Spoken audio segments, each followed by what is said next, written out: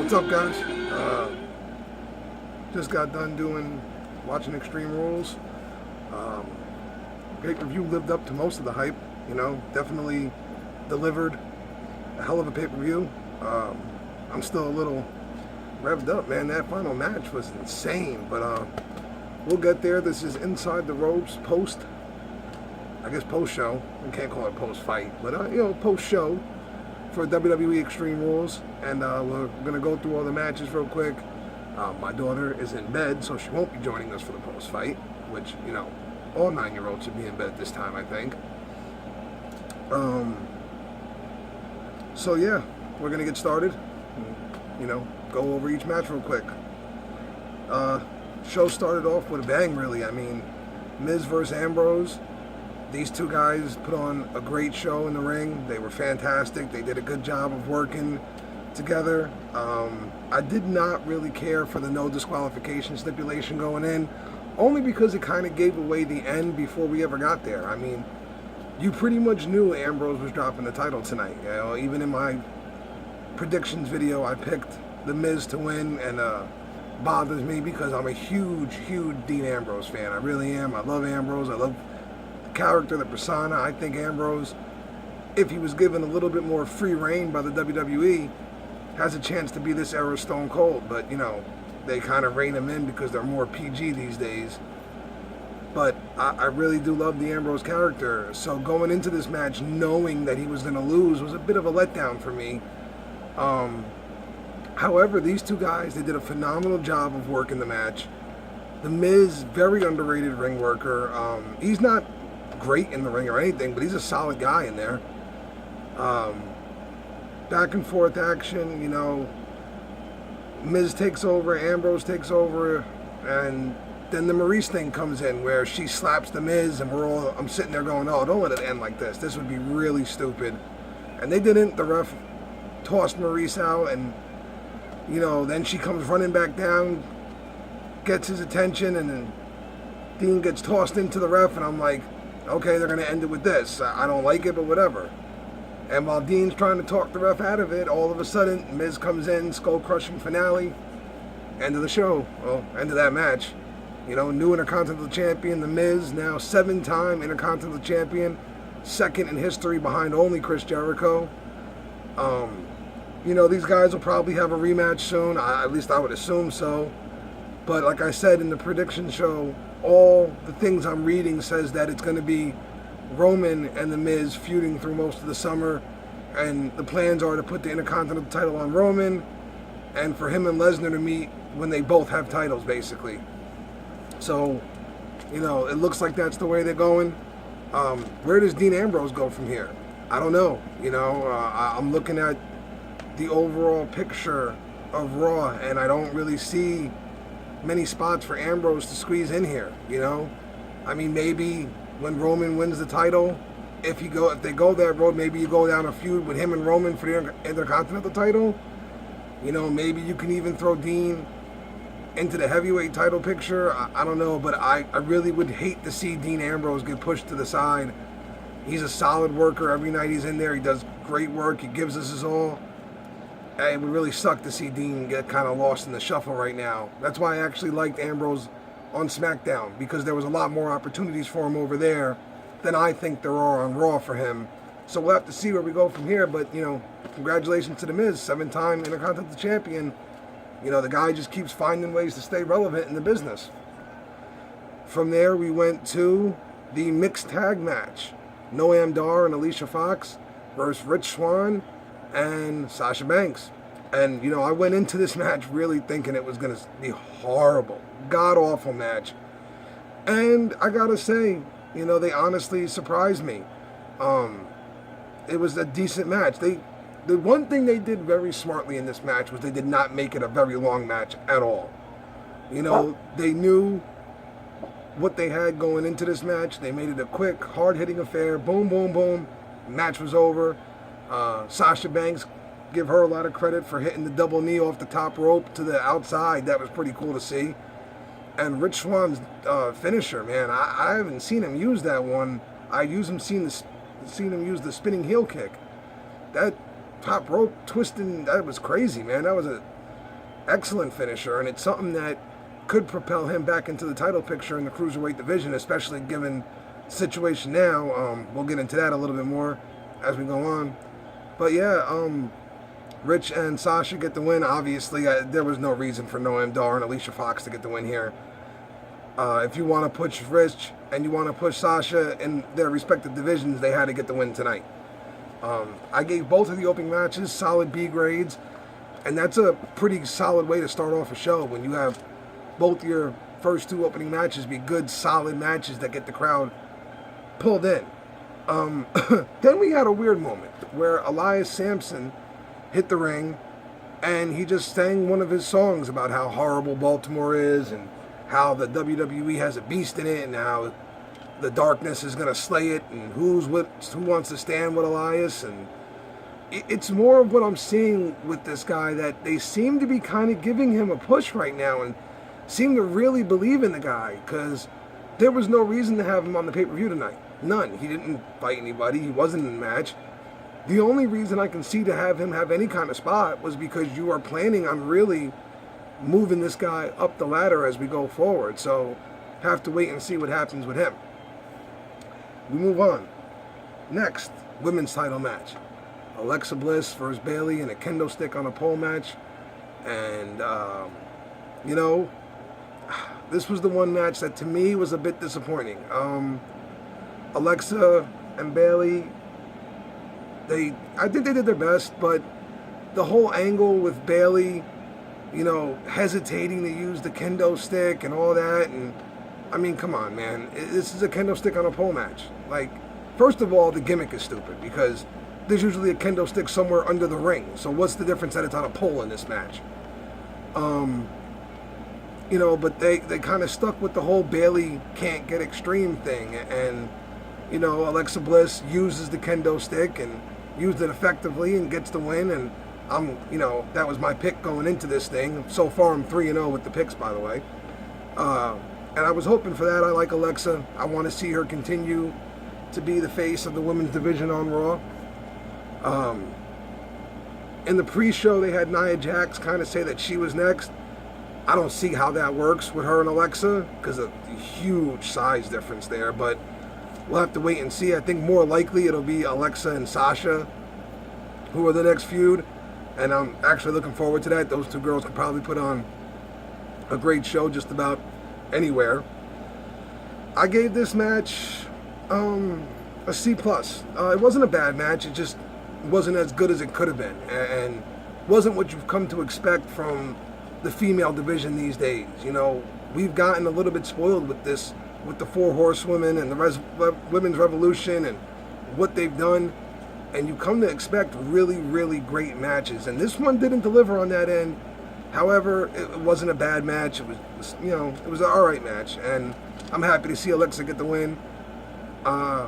Bayley, listen, she's not going nowhere because she is this generation's, Ultimate Warrior kind of thing.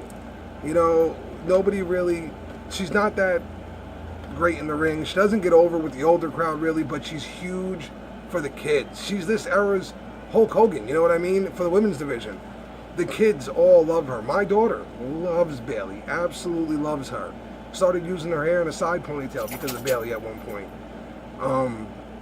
So Bayley's not going nowhere. She'll wind up back around somewhere, or she'll be in a feud with somebody else. She'll be back, and Alexa will continue to run with the title for now. Like I said, looks like either Nia Jax or Sasha Banks are the next opponents. We'll have to see which one it is. The Nia Jax angle is really hard to see right now, but hey, you never know. Moving on. With the next match was one that, going in, I was a little bit worried about. It was a tag team title match, steel cage, Hardys versus Cesaro and Sheamus. Cage matches are always hit or miss, man, because it's essentially just a normal match with a cage around it. And the cage can actually become a bit of an annoyance after a while, because instead of just seeing a great match with a pin, you're sitting there going, okay, he hit his finisher, now can he climb out of the cage in time? But these guys really made the cage work. They really did. The Hardys being the Hardys, lots of aerial assaults and things like that. Cesaro and Sheamus, actually, credit to them, man. They've really learned to work together really well as a tag team, and it shows that they've put in hours of practice to make sure that they look like a cohesive tag team and not just two singles guys who were shoved together because they didn't know what else to do with them. It was back and forth. Then you had Jeff escape, and it left Matt in there one on two with Cesaro and Sheamus, and Matt was holding his own until a white noise off the top rope. And then you had Jeff do what only him and Shane McMahon seem to enjoy doing, which is looking at really tall objects and saying, I'm jumping off that thing. And we had Jeff climb up to the top of the cage and hit Whisper in the Wind on both Cesaro and Sheamus. And it took as much out of him as it did out of Cesaro and Sheamus, apparently. Now, I would give this match an A+ grade except for this moment, the ending. Now, Jeff hits the Whisper in the Wind off the top rope, right? Off the top of the cage. Now, you got all three men laid out, and Matt gets up. Matt goes to the door, and he's yelling, come on, come on, come on. And Cesaro and Sheamus start to climb up the cage to get out. Matt goes over, grabs Jeff by the arm, starts dragging him. They're both right at their respective exits out of the cage, and Cesaro and Sheamus drop at the last second before Matt can pull Jeff out all the way, and Cesaro and Sheamus get the win. My only issue with the finish is, first of all, if the Whisper in the Wind hurt Jeff that much, how come Cesaro and Sheamus were able to recover from it almost instantaneously? Secondly, this is Jeff Hardy we're talking about, folks. He jumps off things all the time, constantly. When they won the tag titles at WrestleMania, he leapt off a ladder onto two other ladders. And you're telling me he couldn't get up from jumping off the top of the cage? He couldn't at least drag himself a little bit to help his brother get him out of the cage? Now, I actually picked Cesaro and Sheamus to win this match going in. I felt like, we were getting that push. So I don't have a problem with them winning. I just wasn't a huge fan of the ending. Also, I wonder if Vince McMahon has his listening ears on ever, because if you paid attention during this match, you heard chants of delete, delete, of Brother Nero. The crowd is telling you something, Vince. The crowd wants their broken gimmick. They want to see the broken Hardys. They're dying for it. So here's hoping that this loss catapults that and makes us get the broken Hardys. I'm dying. I'm praying that's what we get. Broken Matt is fantastic. Brother Nero is awesome. The whole concept is great. And it also opens up more things for the Hardys, really, because right now they've just become really a nostalgia act. I hate to say it, but they don't get any mic time or anything. Their music cues, they come out, they have their match, they're gone. They won't give Matt a mic because Vince doesn't like the broken gimmick, and Matt is going to do it. Like, you can tell Matt's going to do it. He's going to give the fans what we want. So here's hoping, maybe, I also thought maybe for a minute there that we were going to see the beginning of a rift between the Hardy Boys, because when Jeff left Matt in the ring, I thought maybe, they lose because Jeff left, and Matt turns on Jeff, hits him with a twist of fate or something, and then we get broken Matt, and we still have Jeff Hardy being Jeff Hardy, and especially since a lot of the things I'm hearing are that Jeff is due for a push. They want to push Jeff for the Universal title eventually. But I don't care how we get the broken Hardys. I really don't care at this point. I just want the broken Hardys. I'm like the rest of the fan base right now, man. I want to delete Team Extreme and roll on with the broken Hardys. We've waited long enough now. It's time to pull the trigger. Vince needs to get his head out of his ass and do what the fans want here. Very rarely does he do what the fans want, but right now, he needs to give the fans what we want. You did part A. You brought the Hardys back. Okay, you did part A. Now do part B and give us the broken Hardys. Everything I'm reading says he's not interested in it. Well, then he's a friggin' asshole. He's a moron. Yeah, I don't understand it. Like, the broken gimmick is huge. They still chant it even though they're not doing it. So imagine what they would do if you gave it to them. And imagine a future matchup between Matt Hardy and Bray Wyatt. Broken Matt and Bray, that's friggin' gold, man. That's like, just let those two get microphones, give them the ring, and get out of their way. Don't give them a script, don't give them nothing, just let them go. So here's hoping that the Hardy Boys loss tonight was for a greater cause, to eventually give us the broken gimmick. I'm hoping we start to see signs of it. I know we already get a little bit of it. You know, it's kind of like Matt is half Team Extreme, half Broken Matt. You know, he comes out and he does the whole Hardy thrust in the air, and then he does delete, delete. And he does the whole yes. But that's not enough, man. I want to see the broken gimmick. I want to see Brother Nero. I want to see Vanguard 1. That's why the fans wanted them back in WWE, because they loved that gimmick and they thought it would be great mixed into the WWE's resources. So, again, Cesaro and Sheamus win. Congratulations to them. Their second tag title runs. The Hardys, you know, they'll never go away. Even if they wind up leaving WWE again at some point, they'll always catch on somewhere because, again, in my opinion, they are the greatest tag team to ever enter a building. I've always been a huge Hardy Boys fan, even back when they were on the indie scene and weren't really well known in WWE, to back when they debuted with Gangrel as part of the New Brood.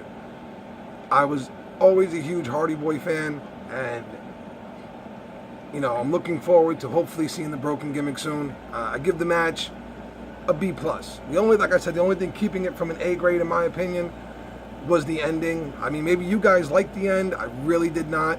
To have this knockdown, drag-out fight where these guys pulled off some amazing moves, end with, could Matt drag Jeff out of the ring before Cesaro and Sheamus fell off the cage, seemed a bit dumb to me, but hey, what do I know? I'm not a matchmaker, you know? At least in order of the matches, the co-main event was the Cruiserweight title match between Austin Aries and Neville. And guys, this was the first wrong pick I had of the night. And I'm so ashamed that it was the wrong pick. I'm so disgusted that it was the wrong pick. And you know, listen, again, if Vince pays attention to the crowd, you're losing us with this Cruiserweight thing, man. You really are at this point. This match was actually a really good match. It was a pretty solid match as far as the two guys putting on a show in the ring goes. You know, Neville's phenomenal in the ring. Some of the stuff he can do, very few athletes can do. And Austin Aries is the same thing, man. A lot of the things Austin does, most guys can't do. And he's so quick. Austin Aries is so fast that it's insane. And, you know, you're going back and forth, and it's a great match. And then Austin hooks in the last chancery, but it's outside the ring. Neville taps, again showing us that he made Neville tap, but it doesn't count because he was outside the ring. So now Austin's trying to get him back in the ring, and, you know, Neville winds up knocking Austin Aries down. He's laid out in the ring, he's holding his arm up, and Neville comes off the top with his his old finishing move at least, or his new finishing move, who knows, the king of the cruiserweights. Doesn't really give us that all the time because he says he knows the crowd wants it, so he's not giving it to us. But he hits Aries with it on the lower back. He locks in the rings of Saturn. Aries taps out. You know, Neville keeps the title. And while I said, again, I have no issue with Neville. I think Neville's a phenomenal ring worker. I think he's found a pretty cool gimmick, too, with the whole King of the Cruiserweights thing. However, to the WWE and to Vince McMahon and to anyone else who is involved in the storyline and the script and the writing over at WWE headquarters, what in the hell are you guys doing to Austin Aries? He didn't get his NXT title. He got pushed to the side when Nakamura came in, gets injured, sidelined for months. Then when he finally returns, comes into the Cruiserweight division, gives it its only signs of life besides Neville, and now you have him lose to Neville yet again. And this time it's the rings of Saturn in the middle of the ring, and Aries is tapping out. Do you know what you just did to Austin Aries? Like, where does he go from here? Where? Because the way you have the cruiserweight division set up is that these guys are too small to compete with the bigger guys out there, to go for any of those other titles because they're too small. So now what do you do with Austin Aries? He just lost. He couldn't beat Neville for the cruiserweight title. So where does he go from here? Are they going to set up another match between these guys? Because I don't know about anybody else, but I'm kind of done with the feud now. Because I don't believe they're ever going to put the title on Austin Aries, which is disgusting to me. I am such a huge Austin Aries fan.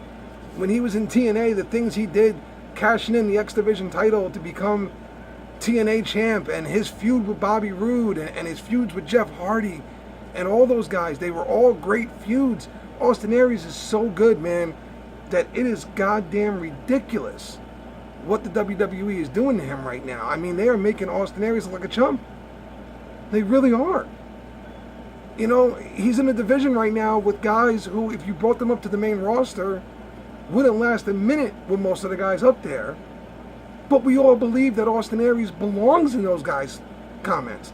I would have had no problem with Austin Aries being in that Fatal 5-Way tonight for the Universal title #1 contender spot.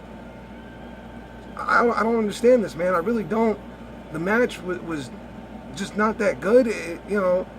And the look on Austin Aries' face when he came out, and Corey Graves tried to say, you know, oh, look how focused Austin Aries.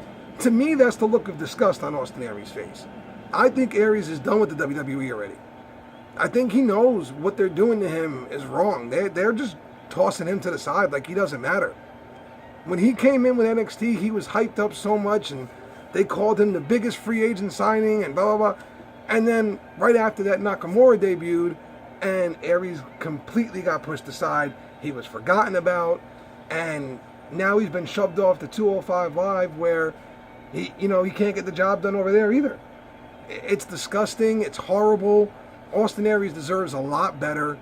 You know, he's got a chance to be something like a Daniel Bryan for us, you know, the small guy who always finds a way to win, who does phenomenal things in that ring that most guys can't do. But yet instead, he loses once again to Neville. So Neville keeps the title. I don't know where they're going to go with the title from here. I really don't. They kept saying that Rich Swann put himself back in the title picture tonight with his tag team win. I don't see how he does, but it looks like maybe that's the way they're going to go. Maybe Jack Gallagher, maybe TJP. Any of those guys now, though, that comes in, if they beat Neville, I'm going to be mad. I really am. I'm going to be thoroughly pissed off because those guys are not better than Austin Aries. Austin Aries deserved to at least have that title on his waist one time. If you wanted to move him up or something like that, fine. But he at least should have won the title. So WWE, shame on you. You're a disgrace for what you're doing to Austin Aries, and you should be goddamn ashamed of yourselves right now. I gave this match a D. It was the low point of the night for me, which is sad because I thought the mixed tag match would have been, but this match to me was the low point of the night. I was disgusted at the turn of events. Thought it was a horrible, horrible match overall. It doesn't even look like, Austin Aries is at all pleased right now. It looks like he's absolutely disgusted himself. That shot of him sitting outside the ring after the match looks like a man. I get it. He's supposed to sell the role, make it look like he's upset and everything because he lost. But that looks like a man who's disgusted in his role in the company right now. And I don't blame him. He should be, because he's a lot better than a guy who can't get the job done. That's not a double. It's horrible, and I'm done with the whole thing. Finally, we go on to the main event. Fatal 5-Way. What a way to end the show, man. Holy shit, did these guys put on a show. Reigns, Rollins, Joe, Balor, Wyatt, every one of them just phenomenal in this match. Absolutely outstanding in this match. The crowd reaction to all of them coming out was great. I know you guys, a lot of people hate on Roman Reigns. Even though his reaction is mixed, he still gets a huge reaction. His reaction was the biggest one of the night. Yes, half of them were saying Roman sucks. Who cares? They're reacting. They are invested in the character, plain and simple. And, the match got going. back and forth, and then, you know, you had Bray and Joe kind of make an alliance during the match, and for a good portion of the match, kind of control the match between their alliance. And then you had the moments, you know, where every superstar in this match got to kind of control the pace. You know, you saw Balor hit his drop kicks on everybody. You saw Reigns take over in the ring for a minute. You saw Bray take over. You saw Joe have his moments. You saw Rollins have his moments. It was just a fantastic back and forth display between 5 guys who are, in my opinion, the 5 best guys on Raw right now. And then, I mean, you had the amazing thing, Joe locking in the Coquina clutch on Balor, Reigns hitting him with a spear through the guardrails and everything. I mean, it shattered that area. It was, normally we just get that one section that goes down. The whole thing tore to pieces. So that looked really cool. Then you get Rollins coming off the top turnbuckle with the 5-star frog splash onto Wyatt, who was laying on the announce table. And then we get the ending sequence, you know, which was, if I remember exactly correctly, it was Bray Wyatt attempting to hit Sister Abigail on Seth Rollins, letting it go, then attempting to do it on Finn Balor, letting go, getting hit by a spear from Roman. Then Roman, he took out Joe. I don't remember if it was a spear or a Superman punch. And he goes to take out Balor with the spear, gets hit with the sling blade, gets drop kicked into the corner. Balor goes up, goes to hit the coup de grace, nails it, goes for the pin, and Joe comes flying in out of nowhere, locks in the Coquina clutch. I'm sorry, it was actually Bray Wyatt who Finn Balor had on the floor. I don't remember how exactly we got there, but I'm trying to remember it all right now, and it's all a little bit fuzzy because it was a crazy match. But I know it was Bray Wyatt on the floor. Balor hits the coup de grace, goes in for the cover, and then Joe just comes in, locks in the Coquina clutch, and they did a good job of not ruining any of Finn Balor's momentum, really, because even though Joe locked in the Coquina clutch and beat him, Joe gets the win. He's now the +1 contender. Finn never tapped out. He was choked out. So, but it was a great match overall. It was just a fantastic match. I give it an A+. I'm looking forward to Joe and Lesnar. This was my other wrong pick of the night. I was wrong on the last 2 picks, so I went 5 or 4 and 6 tonight. Not bad, But I bet you a lot of people got the Austin Aries Neville match wrong. I'm willing to bank on that one. This match going in, though, the Fatal 5-Way, it was kind of like a who's who's going to win. Nobody really knew. And even during the match, they did a really good job of making you think someone was going to take it, Like I thought early on that Reigns was going to take it because they kept having the, double teams take Reigns out. And he was left outside the ring like he was taking a beating the whole match. And usually in situations like that, you have those guys who come back at the last minute to do something to get the win. Then you had Rollins kind of pull Reigns into the ring and hit him with a 5-star frog splash, hit him with the curb bomb, hit him with, everything he could, man. And, you even had Bray Wyatt take over for a while. You had Balor at the end there, hit the drop kick in the corner, hit the coup de grace. And then at the very last second, it's Samoa Joe who sneaks in, locks in the Coquina clutch, and gets the win. And I couldn't be happier. I mean, I really would have loved Finn Balor to win just because I think right now in the WWE, Finn Balor is the best ring worker we have. I would have loved to have seen Finn Balor get the win. I think now we're going to have the Balor-Wyatt feud. That's what I see coming from this. But I couldn't be happier that Samoa Joe got the win because since he got brought up to the main roster, he's kind of been a little lax, if you will. He lost to Rollins twice. He didn't have much going for him, really, and it looked like he was going to kind of get lost in the shuffle a bit. And now tonight, he wins the Fatal 5-Way, which means at the horribly named pay-per-view, Great Balls of Fire, he will get to face the Beast, Brock Lesnar. And this is a very interesting match, man. It really is. You know, Brock's overall size and power, but with both of them, you know, Brock has the obvious UFC championship and all that stuff background, but Joe trains MMA. Like, he trains out in Huntington Beach, I believe, with Tito Ortiz and those guys. He's no joke when it comes to the MMA stuff. He knows his stuff. So this should be a very interesting matchup. I'm curious to see if maybe this is the beginning of Joe going face. Who knows? Because, you know, then again, Brock Lesnar's not really a heel because he has Paul Heyman and everybody loves Paul. So we'll have to see what happens. But overall, man, this match gets an A+. Great match. I love the ending, the whole thing. Overall, I'm going to give Extreme Rules a B+, maybe more on the A side, but no, more B+. There was 6 matches tonight, and out of them, I really liked, let's see here. 1, 2, 3. I really liked 4 of them pretty much. The only ones I really had an issue with were the women's and the cruiserweight title match. The tag team title match was an awesome match. I just didn't like the end. So I'm going to give it a solid B+ on the night. Nice bounce back, though, because I just really didn't like Backlash. So this was a nice thing to see. And, yeah, that's pretty much it, guys. You know, hopefully I'll get my daughter back on here for the next one. Maybe we should check her picks real quick. No, I don't. You know what? If I remember correctly, she picked Bailey, so she got that one wrong. And then I think the rest of the way, she went pretty much with me. Just so you guys know, though, I got to double check it. But I think Dakota got most of these right. The dog, man. Dog's a genius. All right, guys. That's it. Inside the Ropes. Out.